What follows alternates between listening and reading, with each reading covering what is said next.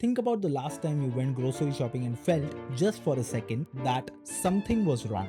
Not a crisis wrong, just quietly, stubbornly wrong. Like the numbers on the receipt didn't match the memory in your head of what things used to cost. Everyone watching this has felt it, and it has a name: inflation. And here's what nobody tells you clearly: your money losing value every year is not an accident. It is a policy, deliberate, chosen, and institutionally managed. And people who manage it were never elected by you.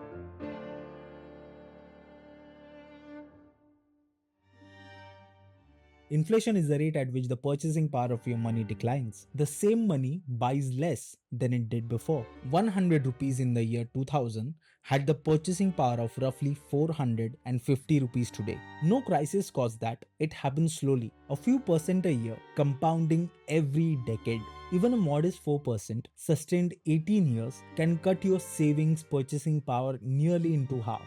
And here's the part most explainers skip: inflation doesn't treat all wealth equally. When prices rise, asset prices rise too. Property, stocks, gold. People who hold assets get richer in inflationary times. People who hold wages and cash savings get poorer. Inflation isn't just an economic phenomena, it's a well-transformed mechanism. Hold back thought because we are coming back to it. First, what happens when inflation isn't managed at all? Germany 1923. The government printed money to pay war reparations. By November, prices were doubling every 3 days. Workers were paid twice a day because morning wages lost value by afternoons. People burned banknotes for heat. The currency was cheaper than firewood. The savings of an entire middle class were erased in under a year. Zimbabwe 2008. The central bank issued $100 billion note. It bought 3 eggs. Venezuela 2018. An oil-rich country watched its currency lose 99.9% of its value in 3 years. 3 continents, one identical cause. A government that printed money it hadn't earned, and one identical consequences. Ordinary citizens paid with everything they had saved. This is a ghost in the room every time a central banker makes a decision. The system is central bank, Reserve Bank of India, Federal Reserve, European Central Bank. Their primary tool is interest rate, and it works like a thermostat. Raise rates and borrowing gets expensive. Less money flows, demand cools, prices stop rising as fast. Cut rates and money flows freely. The economy heats up, and if it overheats, inflation accelerates. The central bank's job is to keep the economy's temperature in a target range. And here's the first thing that they never taught you: that target is never zero. Central banks don't try to eliminate inflation, they target it deliberately at a specific positive number. Across most advanced economies, the US, the Eurozone, the Britain, that number is 2%. In India, it's 4 with a tolerance band from 2 to 6. Either way, the principle is identical. Your money losing the value every single year is not the system failing, it's the system working exactly as intended. Which raises the obvious question: who picked those numbers? And here is what almost nobody knows. 2% target, the anchor of monetary policy across the rich world, was almost an accident. In 1988, New Zealand's finance minister mentioned in a television interview, almost in passing, said 0 to 1% sounded about right, and the central bank, adjusting for the measurement quirks, rounded the ceiling up to 2. The number became orthodoxy. It was written into law. Other central banks noticed. Gradually, then all at once, 2% became orthodoxy. Not because it was proven optimal, but because it was the first number that gained momentum. India deliberately chose differently, and the reason is revealing. Food and fuel make up over half of what an average Indian household spends, and those prices swings with monsoon and oil markets in ways no interest rate can control. A fast-growing economy also runs naturally hotter. Forcing 2% onto India would mean strangling growth to hit a number designed for a different kind of economy. 4% fits the country it governs. But why a positive number? Why not 0? Because falling prices are worse. If everything will be cheaper tomorrow, why buy today? Spending collapses, business cut jobs, demand falls further.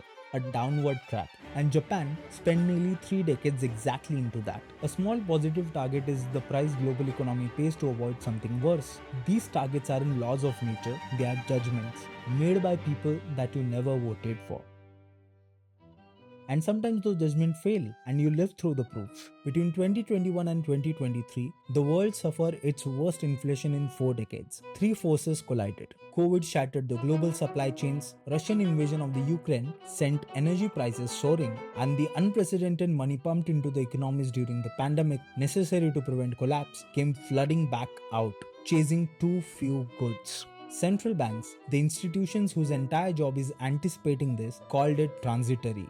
They waited, inflation didn't. When they finally acted, they raised rates at the fastest pace in 40 years. Mortgages doubled for millions. Businesses couldn't afford their loans. Savings already eroded by inflation were squeezed again by rising costs. The central bankers who called it transitory didn't lose their jobs. The families who rationed food paid the price. I'm not saying they were malicious. Complex system fails in complex ways. I'm saying that in monetary policy, the cost of failure is never paid by the people who failed. It's paid by everyone else. Which brings us back to that thought from the beginning. Because inflation is not a shared burden, this is the most important thing in this video. Consider two people, same city, same 8% inflation. The first owns property and stocks, their assets rise with inflation, their mortgage is fixed debt, repaid in money that's worth less each year. For them, inflation is largely neutral, in some ways a gift. The second one rents. Their wealth is a salary and a savings account.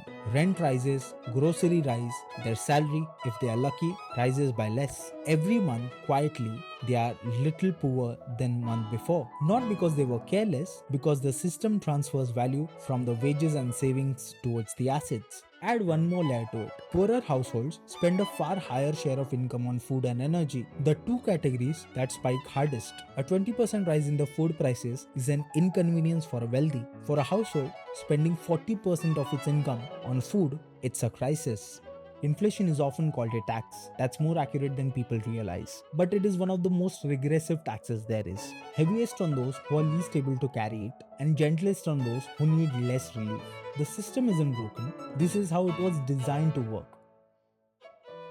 Monetary policy shapes your mortgage, your groceries, your savings, your salary more directly than most laws Parliament will ever pass. And it is run by capable, most well-intentioned people inside a framework of choices that were never meaningfully debated by the citizens.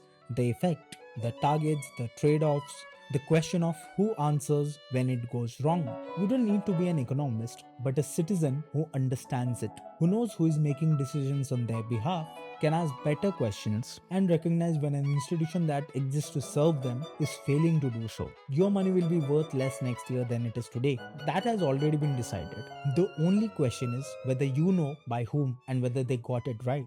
Thank you for watching. See you in the next video.